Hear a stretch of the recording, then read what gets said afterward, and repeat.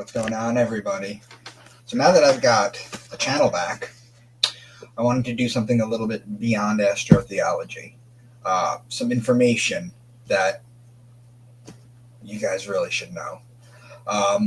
We're going to just jump right into it, okay? So let me go ahead and share my screen.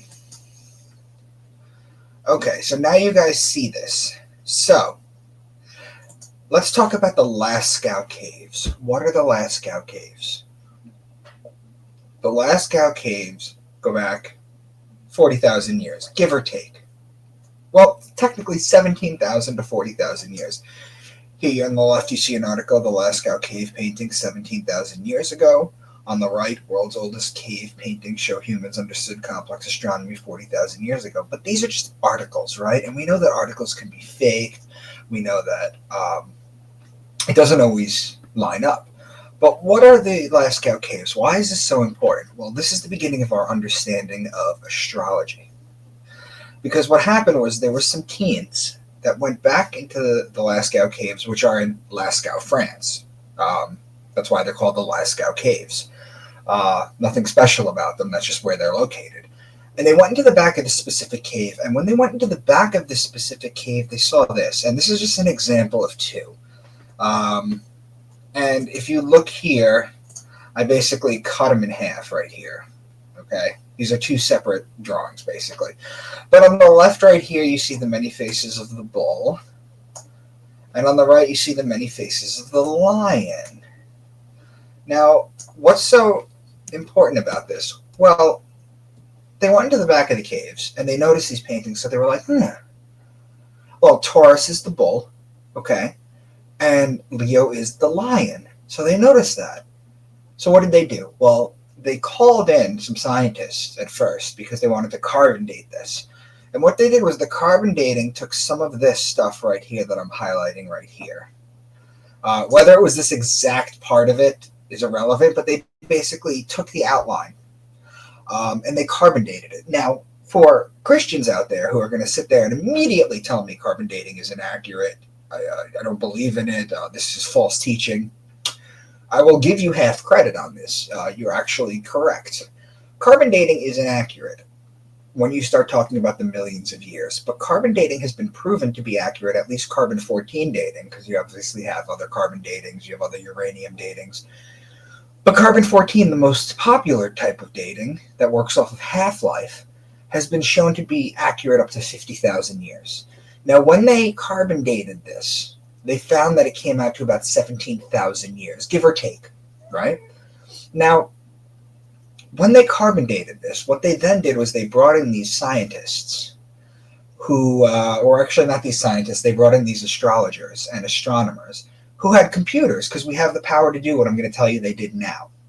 What they did was they brought in a computer and they rewound the sky back from where they were located exactly to see what the stars looked like 17,000 years ago when the carbon dating came up. And what they found was that the location of these animals on the walls all came out to the exact locations of where the constellations were. So the bull was exactly where Taurus was. The lion was exactly where Leo was. So 17,000 years. Now, I don't need to make the case that astrology is 17,000 years. All I need to make the case is that as the religious have made biblical cases before for the age of the Bible, of being, I think it's October 23rd, 4004 BCE, or BC, was the beginning, because what they did was they reverse engineered everybody's age, and they came up with that time as the beginning of that. So I don't need to prove that something's 17,000 years. I just need to prove that it's older than 4004 BC. And you can make up the difference between the two here. So the other interesting thing that happened was they noticed that on June 21st, which is the summer solstice, right? We know they do this at Stonehenge, Manhattan Henge. We know that all these different henges and all these different places have special things going on June 21st. Well, this was no different. What happened was the sunlight on June 21st came directly into the cave and illuminated the back wall where these drawings were. So, like I said, I only need to prove that something is older than 4004 BC. Now, the Enuma Elish, the Babylonian creation epic, was 1894 BC. It said he, Marduk, constructed stations for the great gods, fixing their astral likenesses as the stars of the zodiac. He determined the day and into sections he divided it. He set up 3 constellations for each of the 12 months. So now the reason I put this in is because I have been told by Archaics and Archaics' people many, many times that astrology is inaccurate, that the ages are inaccurate, that they only go back to Blavatsky, this and that. But we show here very clearly that the Enuma Elish showed the time. So with that being said, and the reason Archaics had also told me that there is no proof of the Zodiac 12 constellation before 713 BC. Very specific date. Well, this is 1894 BC. And I could go into what Gnostic Informant found about how Archaics said that Strabo, Pliny the Elder, and all these people never mentioned the Zodiac, even though they did. But we're not going to do that. Now, he claims in one of my episodes with him, well, actually in the episode with him, which he incidentally took down off of YouTube, he claimed that the Mazzaroth actually represented the Great Bear. Now, when it comes to that, let's talk about the King James Bible, because the King James Bible mentioned Arcturus, right, as the King James Bible said. King James Version is the only one that mentions Arcturus. Arcturus isn't the Great Bear, it's the guardian of the Great Bear. But if you read, let me just show you one thing real quick. Hold on.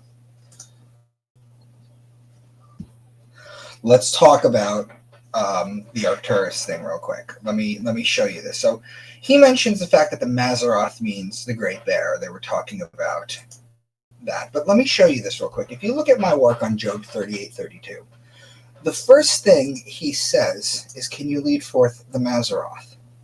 The Mazzaroth actually translates to the Zodiac. Now, he says that the Mazzaroth translates to the Great Bear, but let me show you why that's inaccurate. If the Mazzaroth means the Great Bear, then watch what happens here. Here's the Lord's challenge to Job. Can you bind the chains of the Pleiades? Can you loosen Orion's belt? Can you bring forth the constellation in their seasons, or lead out the bear with its cubs? The constellations are the zodiac above, and the bear and its cubs are Ursa Major, the Great Bear, and Ursa Minor, part of the Big Dipper.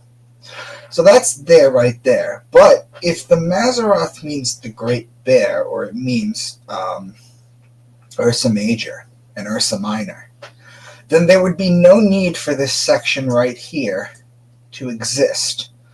Because the third thing they talk about, look at this, can you bind the chains of the Pleiades? The Pleiades are in Taurus. Can you loosen Orion's belt? That's between Taurus and Gemini. Then the third thing they said is, can you bring forth the constellations with its cubs? Well, the bear and its cubs are Ursa Major, the Great Bear, and Ursa Minor, part of the Big Dipper. Well, that's between Gemini and Cancer. Well, if you look at this, Job 38:32, it begins with 2 open celestial metaphors. Can you bind the chains of the Pleiades? Can you loosen Orion's belt? The rest are encoded. But this right here shows the first 3, Taurus, Gemini, and Cancer. That's 3 signs in a row. If the Mazzaroth meant the Great Bear and the Cubs, then it would make no sense to include it here. This would just be repeating itself, and it wouldn't show this clear pattern. No. As far back as we see, the Mazzaroth is, in fact, the Zodiac. So with that being said,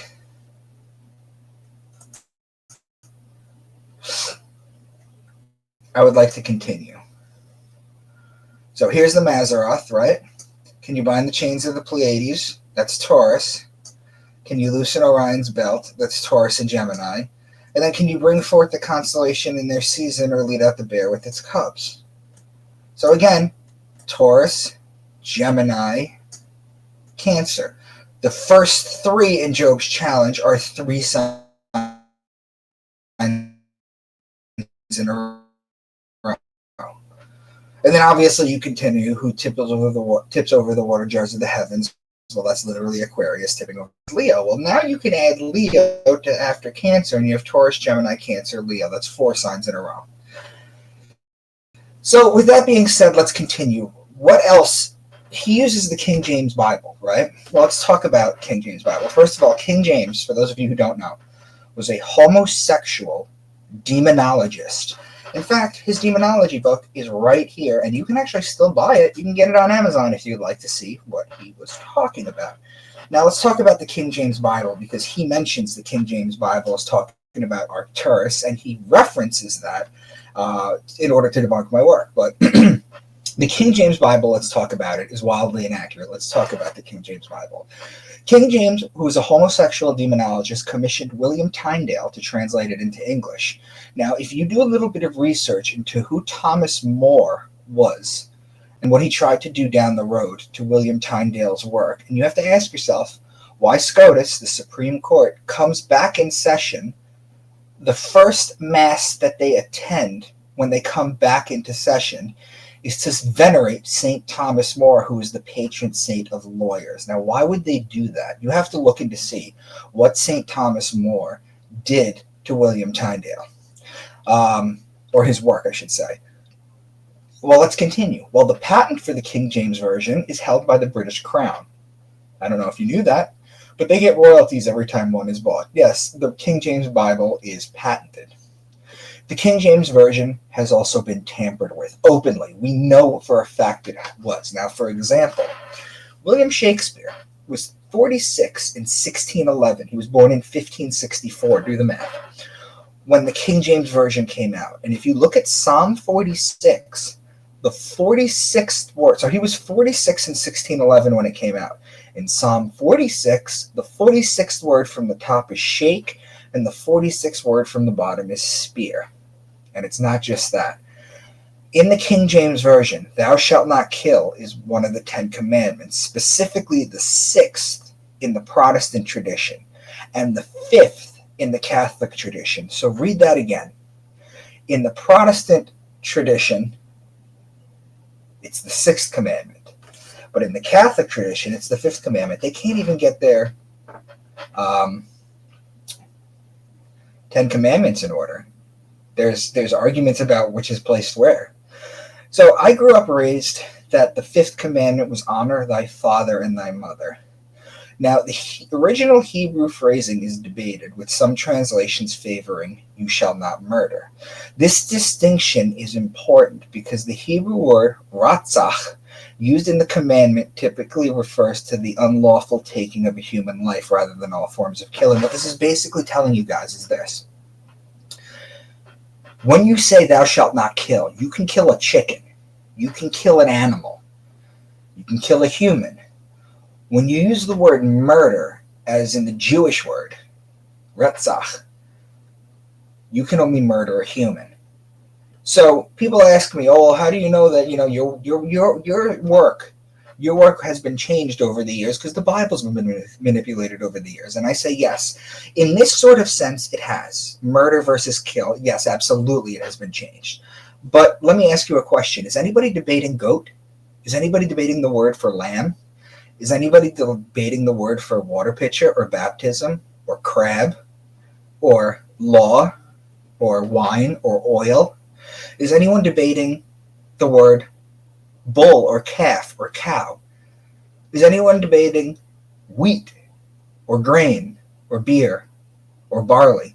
These words are left alone, and these are part of the keyword cipher that I talk about.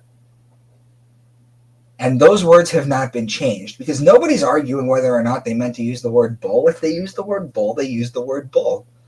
But in other phrases and in other words, they've been changed. So my words are basically left alone. That's how I know they're still accurate, because nobody's arguing the definition of that. Now, the King James Version is still the most widely used one. Now, in every other Bible, Mazzaroth means zodiac, and it's plural, not the singular Mazzaroth and Arcturus, as the King James Version says. And incidentally, Arcturus isn't the Great Bear, it's the guardian of the Great Bear. So if we continue, In the year 1367, well before Moses, Akhenaten established monotheism under a sun god in Egypt. Abraham, as the story goes, started the one true God belief. Abraham is a combination of two words. Remember, he becomes Abraham after the sacrifice or the almost sacrifice of Isaac. To go off on a bigger tangent, the Muslim and the Jewish issues stem back from this exactly, because what happened was Abraham's wife Sarah was barren. So God told Abraham to knock up his housewife. They had a son named Ishmael. That's the father of Islam. Then basically God unbarrens Sarah. They have a child. That's Isaac. And the debate between Islam and Judaism goes back to the fact that the Jews say that Abraham sacrificed Isaac, or was about to sacrifice Isaac, whereas the Muslims say that it was Ishmael. But aside from that, Abraham, his name was Abram before Abraham. He's given the name Abraham after the faith in the sacrifice, or the lack of sacrifice. Abram's a combination of two words. Abba means father in Hebrew. Ram is ram, father of Aries, father of the people of Aries, the Jews. Now, in fact, during this time period, around 1367 BC, Akhenaten established monotheism under a sun god. Abraham didn't. Abraham was not the beginning of monotheism. In fact, there are plenty of fertility gods and goddesses dug up in current times that the Jews have made. In fact, Moses is a character who's based on two Egyptians. Moses is based on Akhenaten, which you can obviously do some research and find into that. And you have the name Tuthmos, or Tuthmosis, which is where he gets his name Moses. Now, I want to talk about Gnosticism for a second, because I want to explain what it is and how it got there. For those of you who may not be Gnostics, there's kind of there's a thought process that goes into getting to that point. Okay, so Gnosticism in a pitch. Yahweh originally was a Phoenician Canaanite deity. He was the same as Baal or Moloch. They were all Canaanite deities. The Jews, as my mentor Jordan Maxwell said, are henotheistic, not monotheistic, meaning they chose one God out of many. And we just learned that monotheism was created by Akhenaten in 1367 BC. Also, that's why God is such a jealous God in the commandments. Remember, the first two, or the first three, are thou shalt only love me, no graven images, only love me, only worship me. Now in Genesis 6:7, God says, I will wipe from the face of the earth the human race I have created, and with them the animals, the birds, and the creatures that move along the ground, for I have regret that I have made them. In Isaiah 45:7, I form the light and create the darkness. I make the well-being and create the calamity. Or you can translate that also to say, I create the good and I make the evil. I am the Lord who does all these things. Now, God commands Abraham to sacrifice Isaac. Aside from this, God demands a blood sacrifice of Isaac, but stops it at the end. Through Abraham's faith, God allows the sacrifice at this point to be transferred to animals, specifically rams, bulls, and goats, or Aries, Taurus, and Capricorn. And again, nobody is debating these words being translated. Aside from that, Genesis 8:21, and the Lord was pleased with the aroma of the sacrifice from Noah. The Lord smelt the burning flesh and was pleased. So you have these dying animals that are being sacrificed and burnt alive at an altar in a temple. And the smoke rises, and just that burning flesh scent pleases the Lord. So all these little things get together, and people go, well, that doesn't really sound like a good dude, right? So this is where the demiurge comes into play. That this wasn't the one true God, but a lesser God. One that has a bloodlust, sacrifices in all the blood spilled.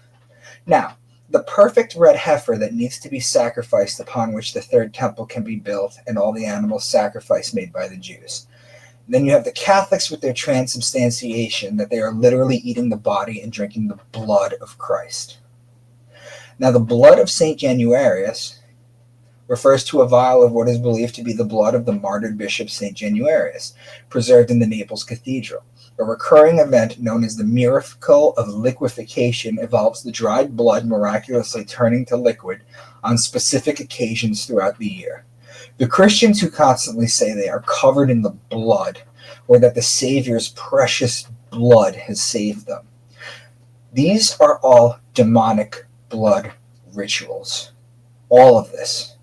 People have no idea the kind of spell book they're reading when they read the Bible, but these are all demonic rituals. So that's Gnosticism right there. Gnosticism is saying that Yahweh is not this perfect God who deserves our worship. He is an evil dude, and that's where you get the demiurge, Yaldabaoth, and it goes even deeper. People like Miguel Conner get into this way deeper than I do, but I just wanted to let you guys know this is where it comes from. It's just this constant obsession with blood and sacrifice.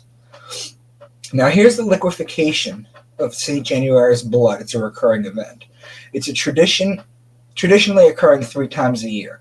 On the Saturday before the first Sunday in May, which commemorates the transfer of his remains to Naples, on September 19th, which is his feast day, and on December 16th in thanksgiving for averting the 1631 eruption of Mount Vesuvius. Now, failure to liquefy is a really bad omen for Catholics. And you could look into this a little bit deeper if you were interested. But notice, again, the obsession with blood. Obsession with blood. Now, Jesus disappears at 12 and he comes back at 30. People are trying to figure out how's that, well, why? Where did he go? Did he go to India? Did he do this? Did he do that? It's really simple if you understand Judaism and you understand the Saturnalia backing of the religion of Judaism, with the mortarboard, the tefillin, the black cube on their head, the black square on their head, the yarmulke. This has been a subject of great debate, but the answer is quite simple, actually. What happens to a young Jewish boy at the age of 12? He becomes bar mitzvahed. He becomes a man. So Jesus becomes a man and leaves to study. Now, a lot of Jews will sit there and tell you it's the 13th year that he becomes bar mitzvah, not 12, so you're incorrect. And I'll tell them, okay, think about this for a second. The Jews have their bar mitzvahs, and they usually have it in the spring around the same time that the Catholics have their, during Pentecost, where you have the services that the Catholics basically do. The, what is it called? The communion, confirmation, all that stuff, right? Jews do it around the same time. Well, for a man who is born December 25th, who on the 13th year has this done in the spring when it's not yet his 13th birthday, that's 12 years old. That's when he becomes a man. Now people are going to start getting into, well, he wasn't born on December 25th. He was born on September 11th, or the Feast of the Tabernacles, or he was born during Passover. And what I'm telling you is December 25th, the day that the gods are all born, is the astrology that backs up, that begins your story, where you're now within the story. Astrology says December 25th. That's the day the sun comes back to life. It's born again. It's resurrected. The only begotten Son, the light of the world, comes back to life. That's the story. Everything else that you're arguing is within the story. So he becomes a man. So he leaves to study. Well, he starts his ministry at 30, but why? Well, the ancient Jewish religion has roots in Saturnalia worship before it. It's why their day of rest is the Saturday or the Saturn day. So why 30? Well, Saturnalia worshippers said that you were not allowed to become a teacher until Saturn came back to the point it was at when you were born. It's called your Saturn return. And it just so happens that Saturn takes 29.5 or 30 years to come back. This is why a lot of people are not in Judaism given the right to teach until 30. So he disappears at 12 and he comes back at 30. It's actually really simple. Now, if we look at Ezekiel's inaugural vision, in my 30th year, in the 4th month of the 5th day, while I was among the exiles by the Kebar River, the heavens were opened and I saw visions of God. So, let's see here what we can show. Let me open this up a little bit more. Okay. Now, if you look here, you'll see God is in the sun. Okay? God is in the sun because God was the sun. Christ is the sun.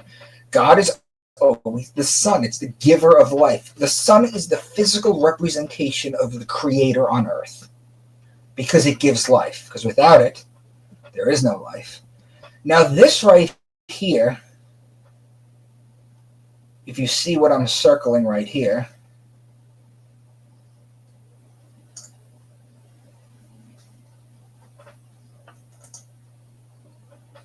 hold on. So what I just highlighted for you guys right there, this is a biblically accurate, maybe not to scale, but it's a biblically accurate angel. This is what an angel is right here that I've highlighted. Now, if I zoom in here, you're not really going to see this. But let's show you real quick, okay? Revelation 4:7, Ezekiel 10:14. You have the four-headed creature. This is known as the tetramorph. Right here is Aquarius. That's winter. Here's Taurus the bull. That's spring. These are across from each other. Then you have the lion. That's summer. And you have the eagle, which represents Scorpio. Scorpio evolves a few times. Scorpio actually evolves 8 times. Scorpio, which is irrelevant for this, but just to let you know, Scorpio is the belly-crawling creature. It's the lowest form of life on Earth. But its evolved form, which is known as the ascendant in astrology, is the eagle. The eagle is the highest flying form of life on Earth. The eagle evolves again into the phoenix. The phoenix is a story of a flaming ball of life that dies and comes back to life. It's the story of Jesus. It's the story of the sun. Now, this is known as the tetramorph. These are the 4 fixed signs of the zodiac. Why are they fixed? Well, because the first sign in a season is known as the cardinal sign. That's why there's cardinals in church. You can split each one of the zodiac signs into 3 10-day segments. Ask any astrologer. They're called deacons, which is why you have deacons and cardinals in church, because it's astrology. The second sign in the season, because you have 12 zodiac signs and 4 seasons, so there's 3 signs in each season. The first sign in the season is the cardinal. The second sign is the fixed because it's between the 2. It's in the middle of the season, and I just went over the seasons with you. So these are the 4 fixed signs. So this is what you're seeing with Ezekiel's wheel right here. That's what they're showing you. Now, we know the biblical flood never occurred because there were great civilizations thriving during that time. They kept good records, and they neglected to mention the fact that they were all wiped from Earth. The Chinese Neolithic dynasty, the Egyptian dynasties 4, 5, and 6, the Mesopotamians, early dynastic period, the Sumerians, early dynastic 3A and 3B, the Peruvians, Norte Chico civilizations, and more. We find a continuous line of culture, construction, art, and historical records that runs through the time Noah's flood was supposed to have happened.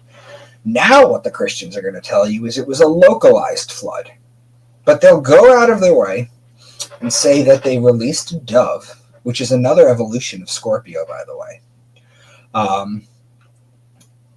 Like I said, Scorpio evolves 8 times. They released a dove, and it comes back and it brings an olive branch. Now, olive is Libra, remember? But it brings back a branch to show that the water had receded. Well, that doesn't sound like a localized flood to me, but nonetheless. Now, if Numbers 4:9, we read, "The Lord sent fiery serpents among the people, and they bit the people so that many people of Israel died. So the people came to Moses and said, 'We have sinned because we have spoken against the Lord and you. Intercede with the Lord, that he may remove the serpents from us.' And Moses interceded for the people. Then the Lord said to Moses, 'Make a fiery serpent and set it on a standard, and it shall come about that everyone who is bitten, when he looks at it, he will live.'" Well, we know what the serpent on the staff is. It's not something that you look at that brings you to life. In the Greeks, they called it the rod of Asclepius. You also have the caduceus, which is the same thing. And it goes back to Kundalini Yoga. The idea of the serpent around the staff is seen many, many times. It is not original to Numbers. Now, the Egyptians kept pristine, meticulous records about their history, even the things that were unflattering or painted them in a bad light. There is zero evidence in the Egyptian records of Exodus, or Moses, or the plagues, or the Red Sea parting. There is zero mention in the Bible of the pyramids or the Sphinx. You would think that if one begat the other, then there would be overlap, wouldn't there? But yet you find none of that. In fact, that's what Menachem Begin got told by Anwar Sadat in the 77 Peace Accords. He was like, look, you have no history in Egypt. And that is a big, big sore subject for the Jews. But nonetheless, the Egyptians kept great records, and there is zero record of that. You would think that the water splitting would be something that people would talk about during miracles, but nope. Now, simply and always have been described the path of the sun over the ecliptic as the sun dances its way around the 12 zodiac signs. This is the science behind Jesus' birthday. Mithra, born on December 25th, the Immaculate Conception. He is the sun god and Messiah. 12 disciples accepted sins. Was killed and resurrected, becoming God incarnate. Cult includes communion, baptism. Adonis, born December 25th, Greek god of fertility, a.k.a. Babylonian Tammuz, a.k.a. Syrian savior. He was killed and buried, resurrected 3 days later. Dionysus, born on December 25th as a result of the Immaculate Conception, Greek god of winemaking, a.k.a. Bacchus, a.k.a. savior and liberator of mankind, naturally with communion.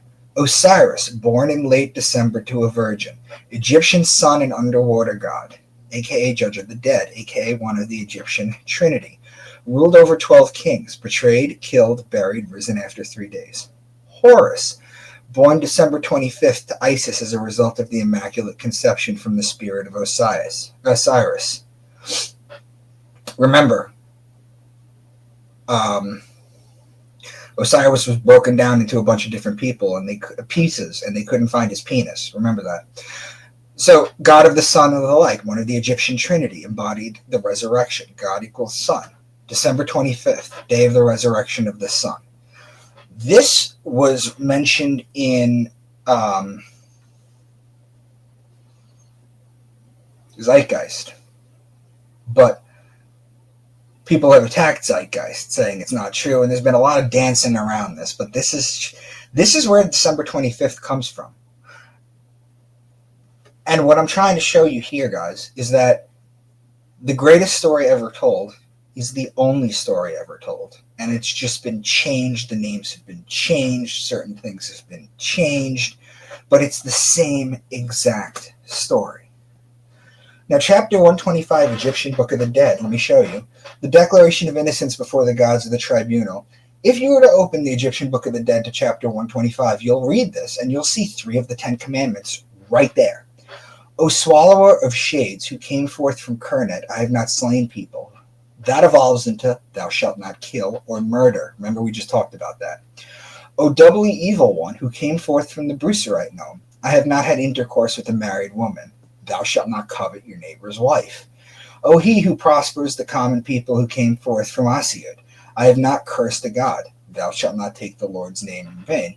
3 of the 10 commandments are mentioned here. The rest can be found in the 42 positive affirmations of Mott, which you'll also get in the Egyptian Book of the Dead. 10 commandments are right there. They're not original. Now, Lazarus, who Jesus raises from the dead, is Osiris, who Horus raised from the dead. The Greek name Lazarus equals Eliezer in Hebrew and means whom God helps. It is a strange coincidence, firstly, that the person whom Jesus resurrects, happens to be named whom God helps. And secondly, that Eliezer, or breaking down its original component in Hebrew, El-Azar, closely resembles a combination of the Semitic word for God, El, with the Egyptian name for Osiris, Osir. Lazarus is not an original story either, guys. And just randomly, when you're talking about Lazarus, there is a certain thing where people who are dead and they're lying down sometimes sit up like this. And that's called the Lazarus effect.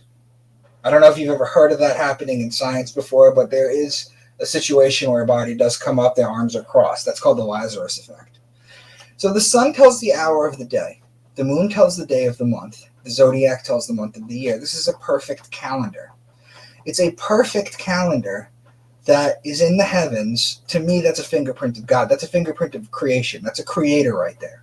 That is a calendar that we need to figure out, and they are very important. The turtle right here is incredibly important back in the day. And let me show you why. Because if you look here, 1, 2, 3, 4, 5, 6, 7, 8, 9, 10, 11, 12, 13 months. And then if you count these, which I'm not going to do, but if you count these on the outside, this comes to 28. That's the perfect calendar. It's 13 months of 28 days and 1 year for the new year. So the turtle was revered back in the day. Now Moses goes up to get the 10 Commandments, and when he comes down, he sees the golden calf. So Moses goes up to a place called Mount Sinai. Now Sinai is the name of 2 Sumerian words. It's not Sinai, it's Sin-Ai, Sinai. Sin means moon god in Sumerian, and Ai means mountain. It's the mountain of the moon god, because when they got to this volcano, and it was a volcano, and I'll show you that in a minute, they thought that the moon came from behind it, because that's what it looked like. The moon came from behind it to raise in the night, and they're like, oh, this is Mount Sinai. So he goes up there, and when he's up there, there's a lot of noise. Now in Hebrew, the word thunder translates to voices. So when he was up there, they heard a bunch of noise down there, and they thought he was talking to God. He comes down, his face is all red because of the lava, because he was exposed to all that heat. When he comes down, he sees them worshiping a golden calf. Well, even in this picture right here, you can see this. Look, there's the sun right there, and there's the calf right here. It's the sun in Taurus. That's the age of the Egyptians. The Jews are the people of Aries, the ram. That's why they blow the ram's horn during the high holidays. So they were worshiping the wrong time period. So that's where Moses shatters the tablets. That's where we get the phrase breaking the law from, because he shattered the law. He broke the law. Now, the ancient Egyptians used to worship the sun in Taurus. Here's the sun. Here's the bull and its horns. The Jews are the people of Aries. That's why they blow the ram's horn. Now, the Christians are the people of Pisces. That's why they have the Jesus fishes shown below. This is known as the Vesica Pisces. And in John 21, so Simon Peter climbed back into the boat and dragged the net ashore. It was full of large fish, 153, but even with so many, the net was not torn. This right here, the center right here, the mathematical equation of the Vesica Pisces, Pisces being the 2 fish, is 265 over your 153. So sacred numerology is broken into within this for those who have eyes to see. Now, the Christians were the people of Pisces. As we enter the age of Aquarius, one world religion headquarters set to open next year. There you go. Now, let me explain something to you guys real quick. Let me show you guys something real quick. You guys see behind me the zodiac, right? Okay. What you have... Hold on. All right, check this out, guys. What sign I use is irrelevant. But you see these dividing lines right here? Those dividing lines don't actually exist. What those dividing lines are is it represents something known as the cusp or the handover dates. That's what it represents. It's the last 3 days of a sign and the first 3 days of a next sign, where the energies blend into each other. Now, in order to find out what age we're in, it's very simple. You're going to go to the equator. I mean, if you have the money to do this and the time to do this, go to the equator. On March 21st, that's the spring equinox, the sun rises. You're going to look at the sun. Behind the sun is a sign. On that specific day from the equator, the day that the sun hops over the equator, it passes over. That's why you have a Passover. That's why you have a resurrection of the sun. That's the age that the sun is in. So check this out. 2 signs, 3 days at the end, 3 days at the beginning, that's 6 days. So that's 6 out of 60 days. So that's 1/10. Because each sign is 30 days in tropical astrology. So you have the cusp days, that's 6, and then you have the actual days, that's 60, so that's 1/10. Now, the zodiac, as you go through the age of the zodiac, comes backwards, right? It doesn't go Aquarius, Pisces, Aries, Taurus. It goes Taurus, Aries, Pisces, Aquarius, as I just showed you. It's a slippage. It's called the precession of the equinox. Each precession of the equinox takes 2,160 years to make up the great year of 25,920 years. Each sign is 2,160 years. If you divide that by 30, because there's 30 days or so in each sign, that comes out to 72 years. Well, guess what? We move 1 degree every 72 years. 72 years is the average lifespan of a man. It's all done on purpose. Now, 2160 times 2, because remember we have 2 signs, and we're going to use the cusp. 2160 times 2 is 4320. Divide that by 1/10. I mean, not divide that by 1/10, multiply that by 1/10. Because remember, in the months, you have the 3 days and the 3 days, beginning of the sign, end of the sign, beginning of the new sign. That's 6 days. And then you have 60 days that represents the 2 signs. That's 1/10. So 1/10 of 4320 is 432 years. That is the year, that is the cusp from one sign into changing another. So we are actually technically going through the age of Pisces, where we're getting rid of all that religious nonsense and the age of belief. And we're entering the age of knowing, the age of knowledge. It's a 432-year time period, which incidentally is also a harmonic frequency. So now that I've shown you that, and we've done this one religious headquarter thing,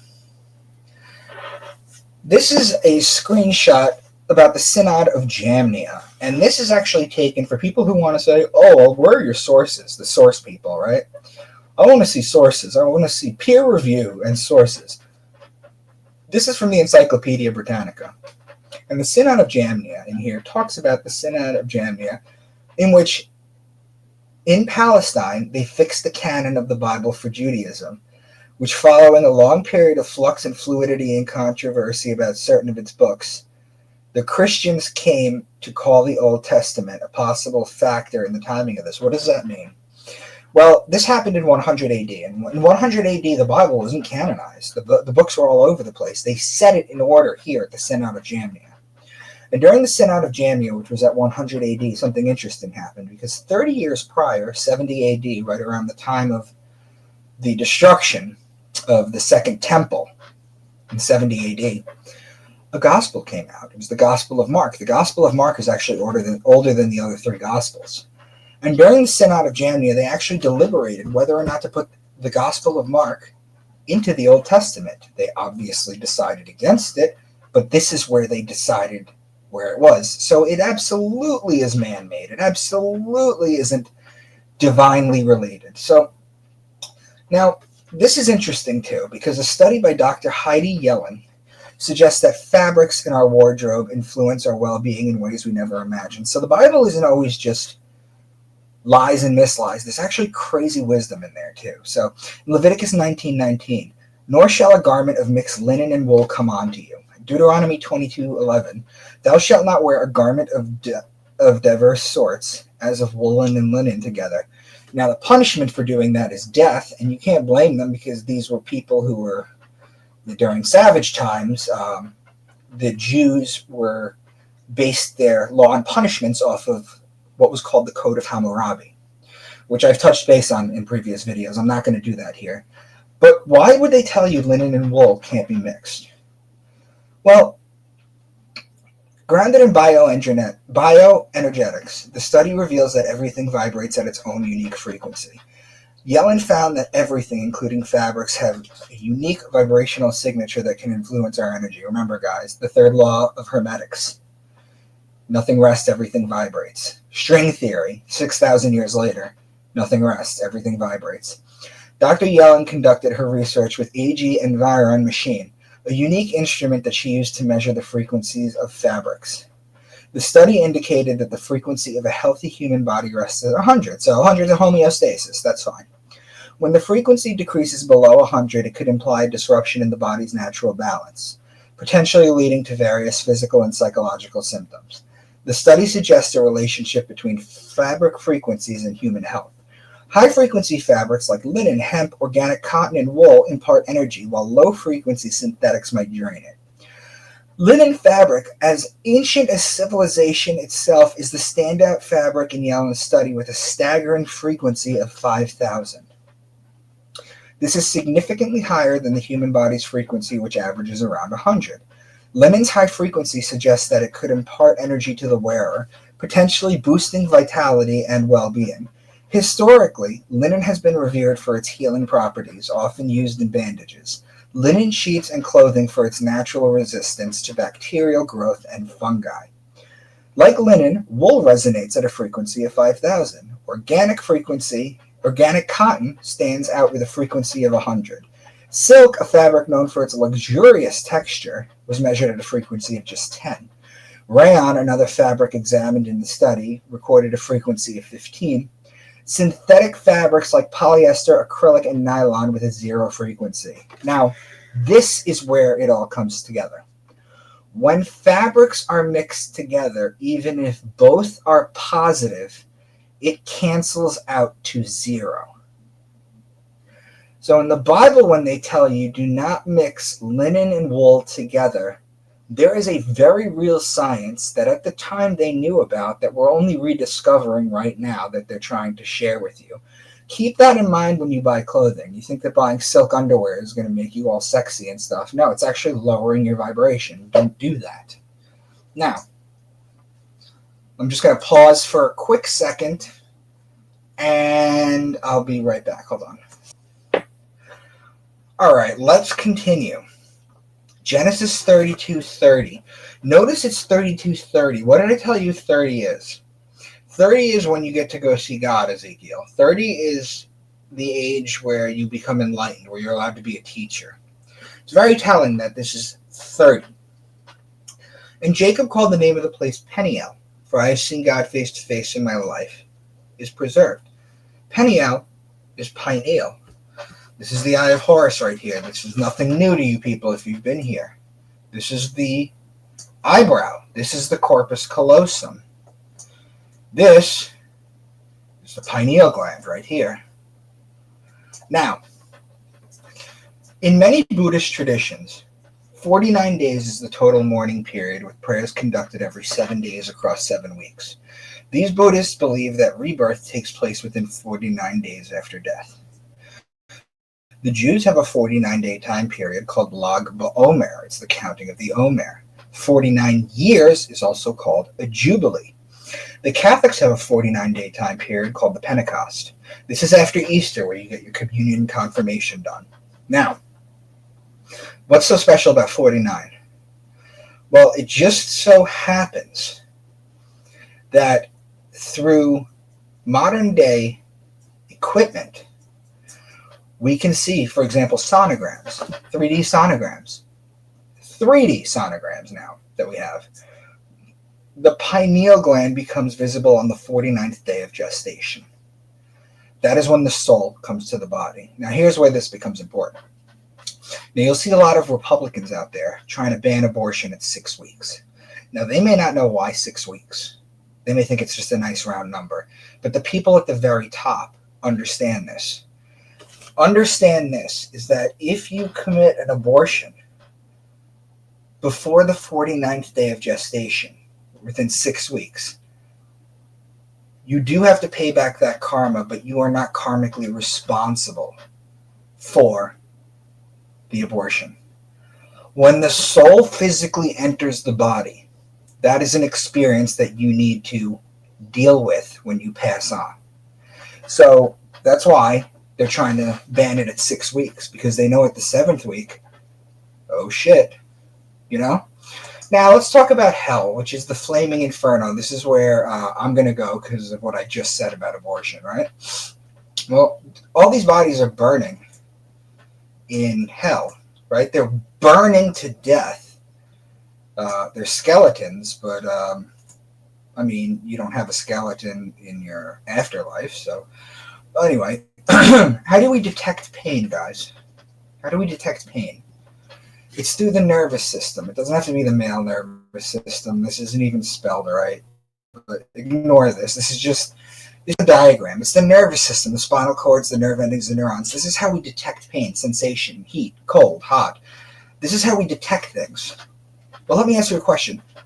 When you give up your body, when you give up your ghost, and your body dies, and your spirit continues, and we know that your spirit continues, because they have measured photons coming off the body, coming from within the body, that go to a vastly, vastly different part of the universe. They've measured them, because remember, everything's quantumly entangled. They've measured this. But when we give this up, let me ask you a question. How are you going to burn if you don't have a body? How are you going to burn if you don't have a nervous system, a brain to tell you you're burning, spinal cords, nerve endings? If you don't have any of that, because you're just a spirit, how are you going to burn in fire? It's because what I always say, guys, everything's been inverted and then perverted. Hell is actually winter on Earth, and I'm going to show you that right now.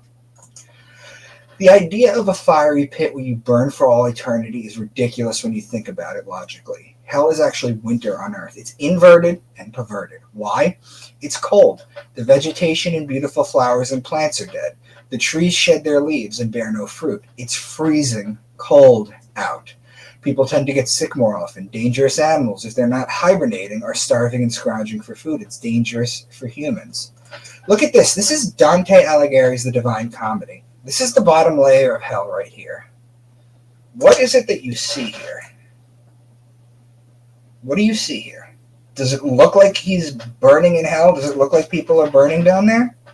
No, he's frozen. Because if you look right here, he's frozen up to his midsection. And the reason is because Dante says that the wings here are flapping so hard that every time it starts to melt, it refreezes over, which is exactly how an igloo works. The way an igloo works is you build an igloo, and then you build a fire within the igloo. And then what happens is the top of the igloo starts to melt, and then it refreezes, and it makes layer after layer after layer. And that's why it can get up to 60 degrees inside an igloo. That's why in Dante's Inferno right here, Satan, who actually has 3 heads, this isn't actually accurate, Satan has 3 heads. One of the heads he's eating, he's got 3 heads. One of them he's eating Brutus, one of them he's eating Cassius, and Brutus and Cassius are being chewed, and they're being chewed like this. So their head and the top of their body are sticking out so they can look out. The 3rd head right here, Satan's main head, he's shooting Judas Iscariot. And he's shooting Judas Iscariot backwards. So when you look at the head, all you see is Judas's legs. Now, as you can see, he's frozen in a waste, a frozen tundra, because his wings are flapping so hard that it's freezing over. Dante knew hell was winter on Earth. Why didn't you? Why don't you? And this is why he was banned, because he knew this. Aside from the fact that he called out the Pope at the time, absolutely. This is one of the main things, because he knew this was the case. Hell is winter. Now, why Virgil was chosen by Dante to lead him through hell. The Sibylline records from Virgil's eclogues, mystic writing, most specifically the 4th eclogue, which predates Christ but predicts the birth and rise of a boy who would later become divine and rule the earth. The story of the rise and fall of God's Son, yet again. In the 5th eclogue, Virgil gives praise to Caesar Augustus and Julius Caesar. That's where we get July and August from, by the way, guys. Augustus was the first emperor after Julius Caesar was betrayed. Julius Caesar, which in English translates to July King, which in astrology, the ruling planet of July, Leo, is the sun. Julius Caesar is a poetic embrace of the greatest story ever told as well, of the rise of the sun's son that's betrayed and comes back to life, not literally, but through spirit. It's also important to know that the betrayers of both Jesus and Caesar, which are Judas, Cassius, and Brutus, are the three people in the lowest layer of hell. Now, because of these almost mystical, esoteric writings, it makes sense why Dante chose Virgil to be his tour guide through hell. Now, Satan and Lucifer, let's talk about that real quick. Satan and Lucifer are not the same, and Satan and Lucifer, well, Satan does not exist. He's not a red devil with a tail and a pitchfork.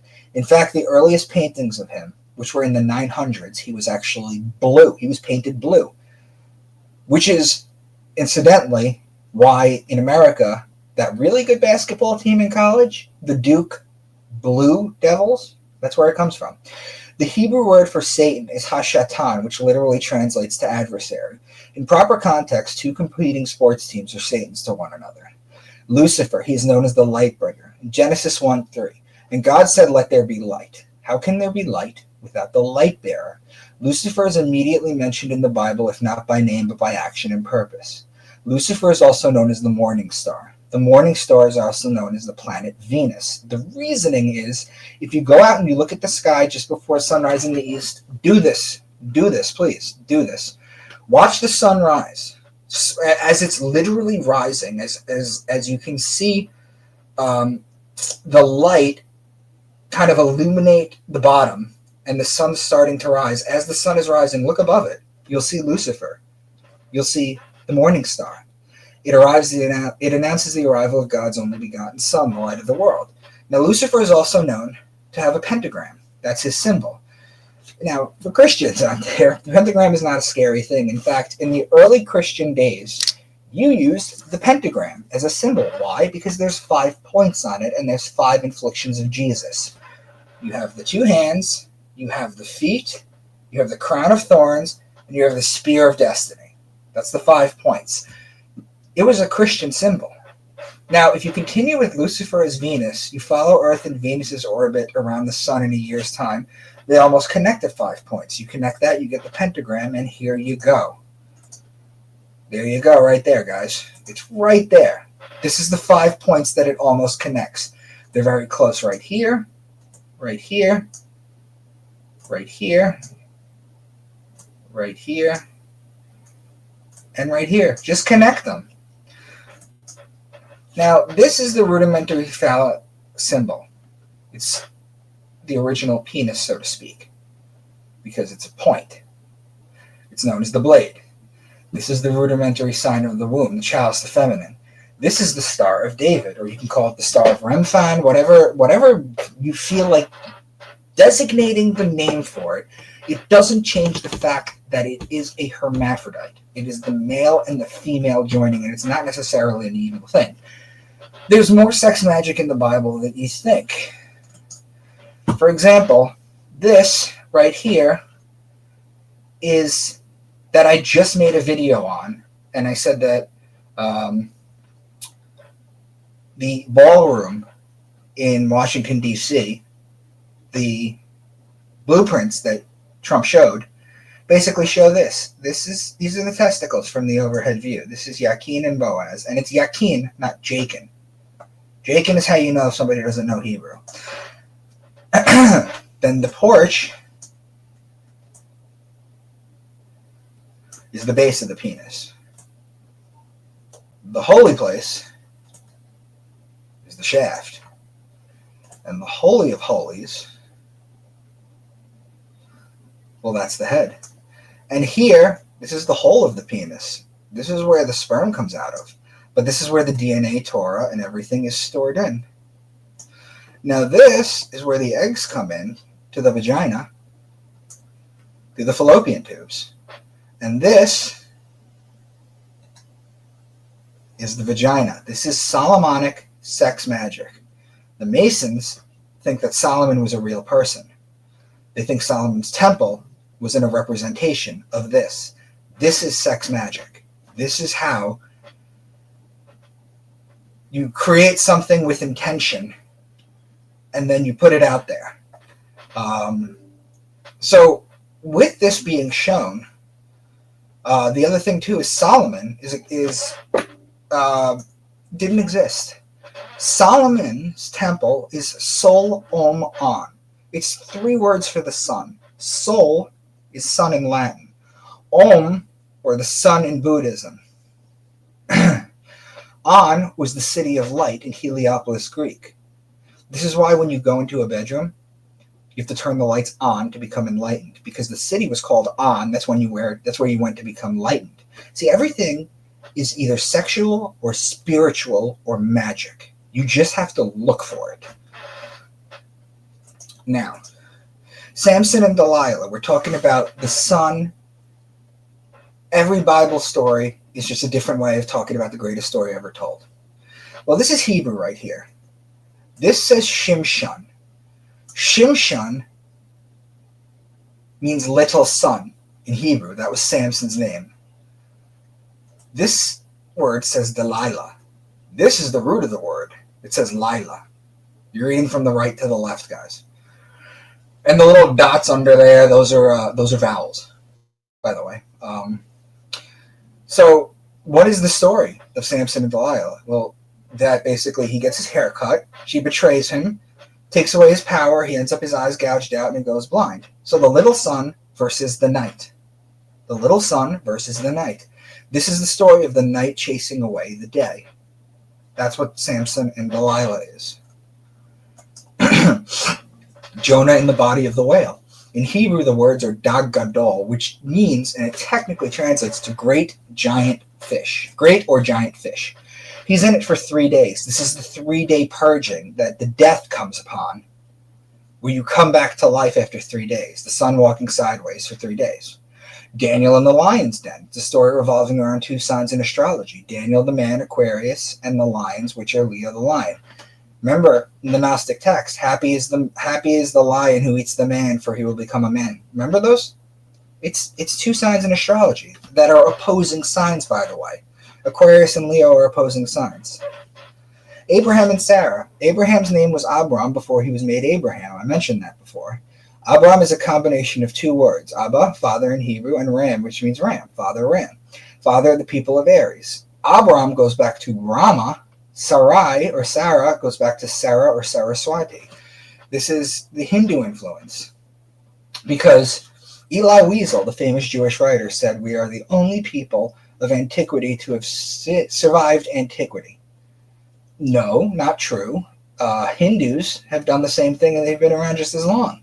I mean, it's frustrating, guys, sometimes to see that. But now if you go to Lot and Lot's wife, right, and Sodom and Gomorrah. Sodom is where we get the word sodomy from, by the way. The ancient times, people were paid with salt.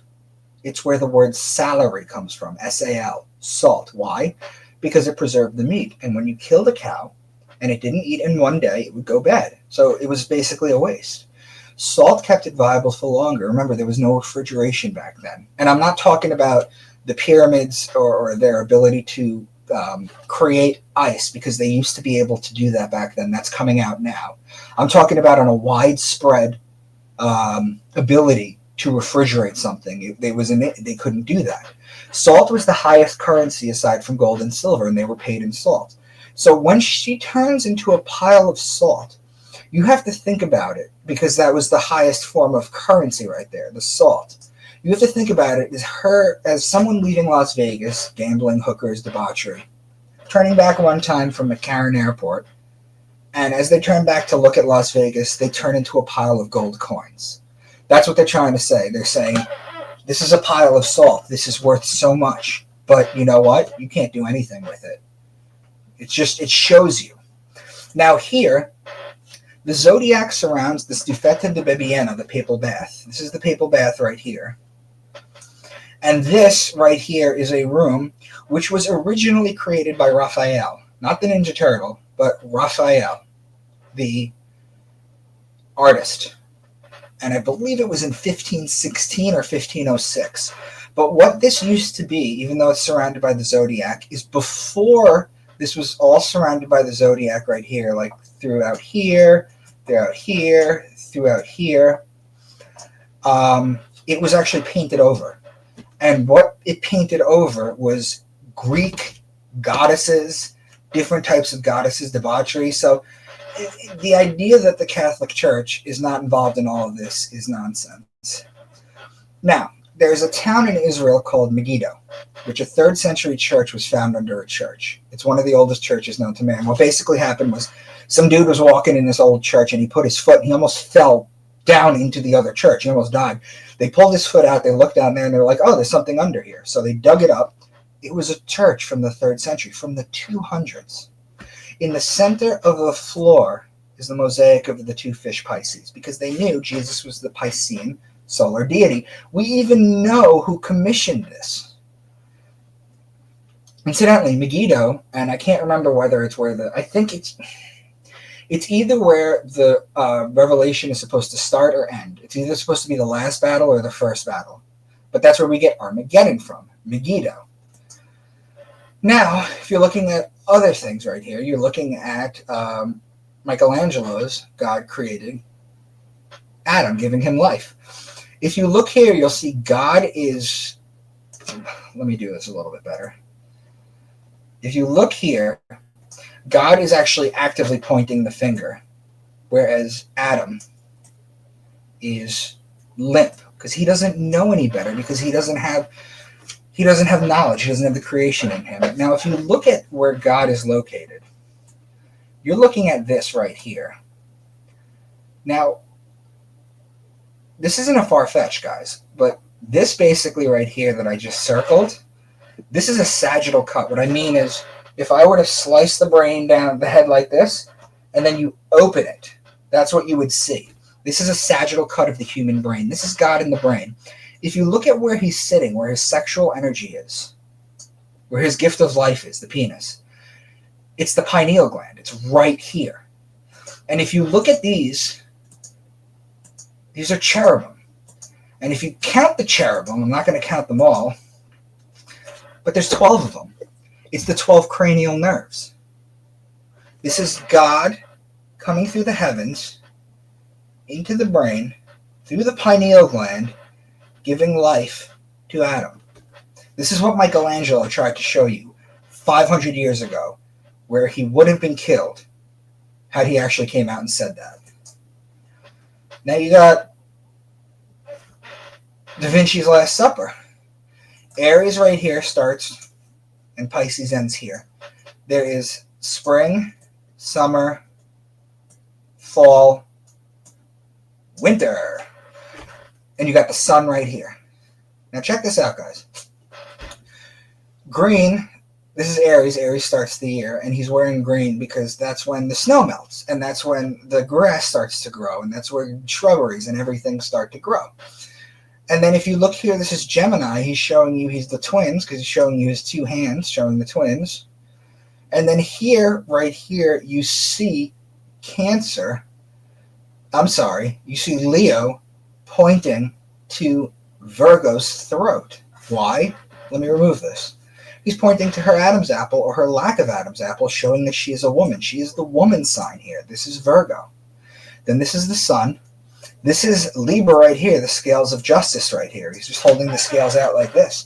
I mean, this is... And then you could talk about the 3 openings right here, or actually right here. This is the 12 disciples. This is the 12 zodiac signs. Leonardo knew this. Now, Mother Mary is Virgo, the Virgin. I'm going to leave this up so you guys can really see this, because Mary in a half shell is showing you this.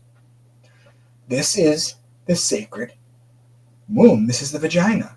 It's a holy vagina that was worshipped. In fact, I actually posted this picture, these 4 right here, on Facebook, and Facebook's algorithm banned me from going live or joining groups for a month because the bot flagged this as porn. Right? This is Mary. This is Mary right here, and the bot actually flagged it as porn. All right.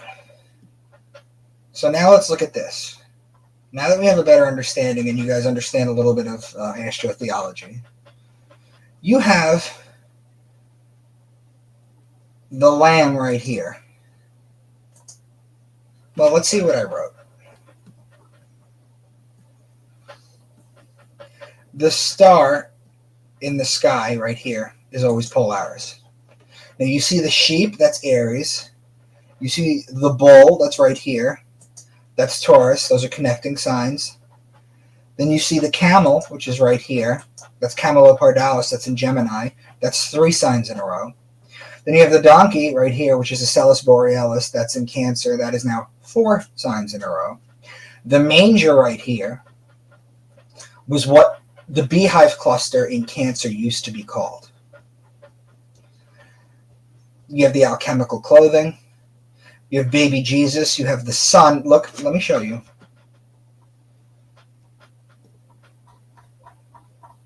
Do you guys see how the sun is always behind baby Jesus, behind adult Jesus? It's always the sun because they're telling you. The man is Aquarius, the sign of the man. There is a horse, which is Sagittarius. There's 7 zodiac signs in this picture. And incidentally, if you look at the 3 wise men that brought frankincense and myrrh and gold, the 3 wise men who represent Orion's belt, which is in Taurus, the 3 wise men brought frankincense and myrrh. Frankincense and myrrh are both olive plants. I don't know if you knew that. But olives are harvested in Libra. So you have 8 signs. So when someone shows you this picture right here, you're seeing 2/3 of the zodiac right here.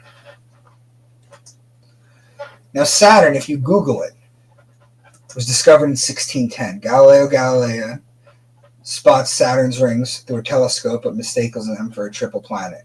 Saturn was discovered in 1610, but what about the ancient Saturnalia festival and the basis of the Abrahamic religion? This is a flat-out lie. You can't just Google things. You can't just see something that I share, go to Google, take the top result, throw it in my face, and then be done with it. That's not how this works. Okay, there's disinformation everywhere. I would suggest you use Yandex as a website. I would suggest you use the Brave browser.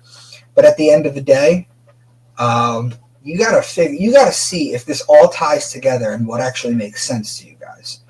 1700 years ago, Constantine did the Council of Nicaea and unified everybody in Christianity. Now, whether it was he was baptized on his deathbed or whether he did it when he was alive is irrelevant.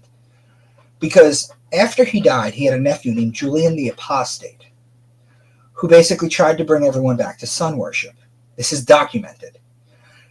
In fact, he got an arrow in his back during war from what we call friendly fire. It's what Pat Tillman, the NFL player, it's when your own side shoots you by accident or on purpose, whatever. He got an arrow that killed him. But 1700 years ago, he talked about the sun being the fiery chariot that the planets dance around. So heliocentrism was discovered earlier, but go Google it and find out when they try and tell you that it was discovered now. Now we're talking about Saturn relationship. This is known as the tefillin. You put the box on your head, you wrap it around your finger 3 times, you wrap it around your hand, and then you wrap it around here, I think it's 8 or 9 times. I don't recall. Forgive me. But this is Saturn worship. The black cube in Mecca that holds the artifact from outer space, the Kaaba, the meteorite. This is Saturn worship. The black mortarboard, the robe of the judge. This is Saturn worship. This is the Nintendo GameCube. It's a black cube. They actually literally came out with a black cube game called the Sega Saturn. It's all Saturn worship. So are earrings. Because women were told that they had to listen to their god, and their god was Saturn. So they wore earrings because Saturn had rings. They knew Saturn had rings, and they knew that's what it was. Men wore wedding rings because they had to pledge their fidelity in front of their god, Saturn. That's why they wore wedding rings. Now here we have Göbekli Tepe, and I don't recall where it is exactly here, but Göbekli Tepe has since been completely it's been covered with grass and soil and olive trees. And they did that for a reason. I'll get back to it in a sec. But within this is 12,000 years old. There's an astronomical observatory with here, and they have actually known where it is. Why did they cover this all up? They covered this all up because with olive trees, because olives in Turkey are protected. You cannot remove them. So they're basically trying to bury this, hoping people don't get it. Just same exact way that people are. They're trying not to. They're trying to hide the fact that in WikiLeaks, Hillary Clinton's emails came out, and they were talking about, the reason we went to Iraq, guys, has nothing to do with the fact that Saddam Hussein, oil, weapons of mass destruction. The reason we went to Iraq is because they found Gilgamesh's tomb and they found all the Nephilim bones. Hillary's emails show that. There's videos of Gilgamesh's tomb. He was 11 feet tall. And this is our real history, guys. So Stonehenge is the same thing, too. This was an astronomical clock. Well, it was many things, but this was an astronomical clock. And if you look at the Sphinx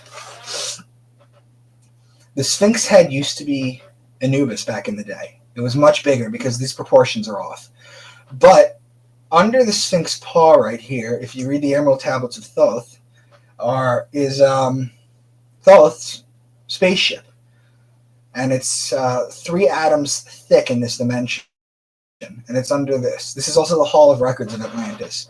Now in the back right here, it's smooth. And the reason it's smooth is because water ran over it for thousands of years. You would think if sand ran over it, because when we discovered this, it was like this would from here to here. This is all that was sticking out of the sand right here. So we had to dig it out. And through sand is coarse, right? So it should have been sandy in the back. It should have looked like sand hit it, but it ended up, it was water. It's smooth in the back. So the only time that water ran there was 12,000 years ago. 12,000 years ago was the age of Leo. And if you actually look at where the Sphinx is facing, 12,000 years ago, it's facing the constellation Leo. Because remember, we're entering the age of Aquarius. Aquarius and Leo are opposing signs.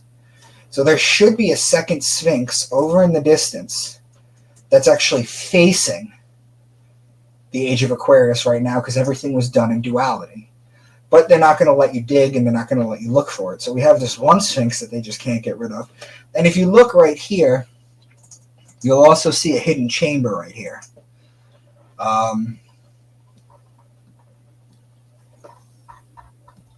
See it? Right there? You'll see a hidden chamber. That's another way to get in. There's a hole at the top of the Sphinx, too. That's another way to get in. Now, what are the pyramids? The pyramids are energy devices. They line up perfectly with Orion's belt. Orion is between Taurus and Gemini. The pyramids are energy devices. There was a man who built a pyramid on his farmland in southern America. I forget if it was like Georgia or Alabama. It was like one of those southern states. And he had a farm. And he built pyramids and he planted grain in them. What he found was that when it came time to harvest, the grain that was in the pyramid, or the food that he planted in the pyramid, grew 4 times as fast and as strong as the stuff outside. These are energy devices. Now, people are like, oh, but they're just stone. I don't understand. Like Stonehenge, they're just, the pyramids, it's just stone. How does stone do? It's magic, people. It's magic. They had understandings that we don't. Like the Antikythera mechanism. This is what it looked like when they dug it out of the Greek battleship right here.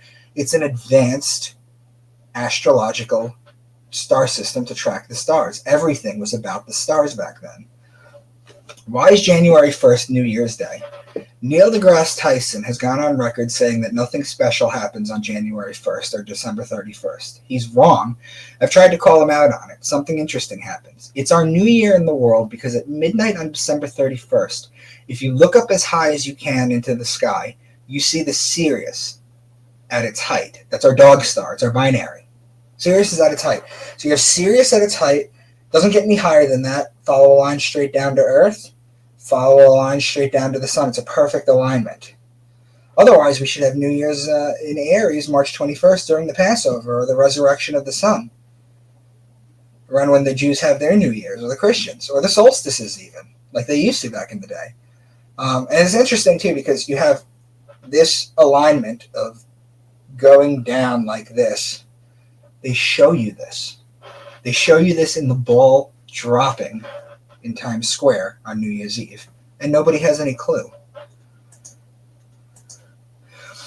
Now, this is a screenshot of a Christian that I follow on Twitter. Church, don't be discouraged. The real Feast of Trumpets is actually today for us. The new moon needs to be in the constellation of Libra.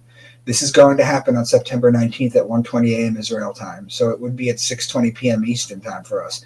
Please keep praying and keep looking up. So Christians can talk about astrology if it fits their narrative. But when I show how astrology is actually meant to be used, suddenly I'm a heretic. It is suggested, Abu Dawood, that the Prophet Muhammad stated, whoever seeks knowledge from the stars is seeking one of the branches of witchcraft, that of which is inherently forbidden in Islam. So astrology is forbidden in Islam. Mention of magnetism. So Walter Russell talks about everything, and I mean everything being electromagnetic. Electric radiates, magnetism receives. The sun is electric, the male energy, and the moon radiates, the female energy. The female cycle is a 28-day cycle, just like the moon cycle. The moon controls the tides of the ocean, and we are about 72% water. It's stupid to think that the moon doesn't affect us. Remember, during a full moon, Christians don't let their kids out. I mean, they even know. They just don't want to look into it further. Also, because the sun is male and electric, it's why the male orgasm feels like a jolt of electricity going through the body, while the female orgasm feels like a wave, like the water that they can ride over and over again. This is from the book of Revelation. This is what they're teaching these Christians. Opening your third eye, Christ's consciousness, chakras, yoga, reincarnation, astrology, numerology, are all part of the New Age deception. Stay far away from them. New Age. Why do they call it New Age, guys, when all of these predate even the remote idea of Satan or the Bible? These are all thousands of years older than that. I mean, if you want to talk about the swastika, remember, invert and pervert. All they did was mirror image this and flip it. The swastika, if you read Wikipedia, for example, talks about its origin of ancient times, from ancient religions and its peaceful meaning. Again, tweak it a little and pervert the meaning, and you get the modern-day peace that will never be reclaimed as a peaceful symbol. But it goes further than that. The swastika isn't Buddhist or Hindu, Babylonian or Syrian or Sumerian. It's actually astrology. This is the oldest swastika we've ever found. It's 17,000 years old, and it's from Ukraine. Where did we hear 17,000 years ago from? Oh, yeah, the Lascaux Caves, right? Well, what is the swastika? Well, it's literally the Big Dipper right here, and the summer, spring, winter, and fall. The solstices and the equinoxes. If you take a snapshot of them, the North Star doesn't move, and if you take a snapshot of it, it forms the swastika. These are the 4 holy days of the year, and they form the swastika. Now, this is the flower of life. Now, if you are the kind of person who's been following what Terrence Howard's been doing, he makes the case that this is actually a 5D lattice structure. What that means is this is actually a projection. What that means is that in here,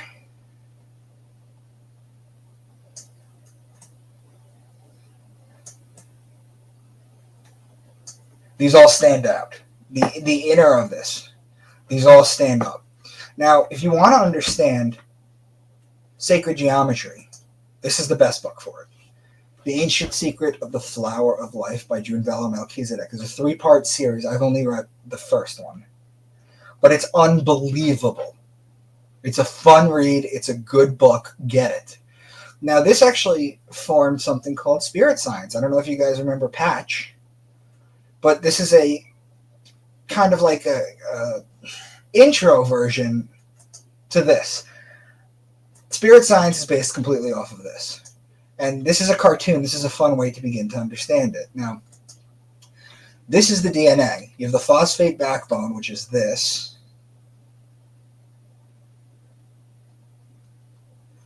And then you have adenine, thymine, cytosine, and guanine. Adenine and thymine pair together, and cytosine and guanine pair together. You put a lot of these together, that's the DNA. Now this is a cross-cut of DNA. Notice the flower of life pattern. It's unbelievable, right? It's embedded into everything. This right here, this is sacred geometry. This right here is your cells as they divide, as a baby is beginning. Now this right here, these are overhead views right here of different DNA. They're overhead views.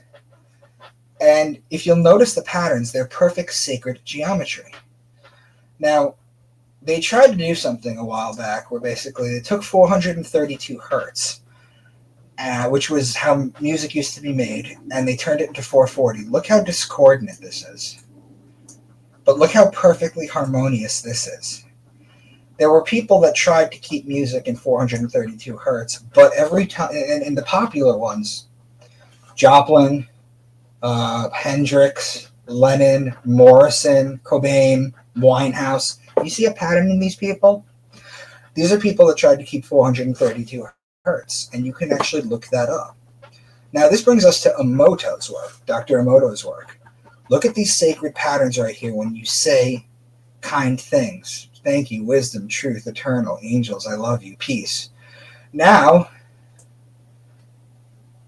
separate this and look at what happens. You fool, you make me sick, evil, polluted water before prayer, polluted water after prayer. Look at what happens when you give positive love. It really is love versus fear, guys. Now, there was a lady that went into church, and she went into a church and she did an experiment. She went up to the pew. This is what a pew looks like, guys, from the front. She went up to the pew and she started recording the silence that was in the church. And to her right over here, there was a board with sand on it. And she recorded the silence, and then what she did was she recorded over it and over it and over it. She layered the silence until finally a somatic pattern started to form in the sand. These were the somatic patterns that formed in these different locations. She went to 4 different places. These are the somatic patterns that formed when she did that. But if you look at this one, you'll find that the somatic pattern that the silence produced in the church was the same as the stained glass window. Now, do you know anybody that can build on that level? It's unbelievable. What the ancients used to know and what we think we know today versus what they actually knew back in the day. So, that being said, I wanted to share that. If you guys were interested in learning more, because there's endless amount of material out there, this is my book series, Into the Rabbit Hole series, where I talk about an extended version of all this stuff.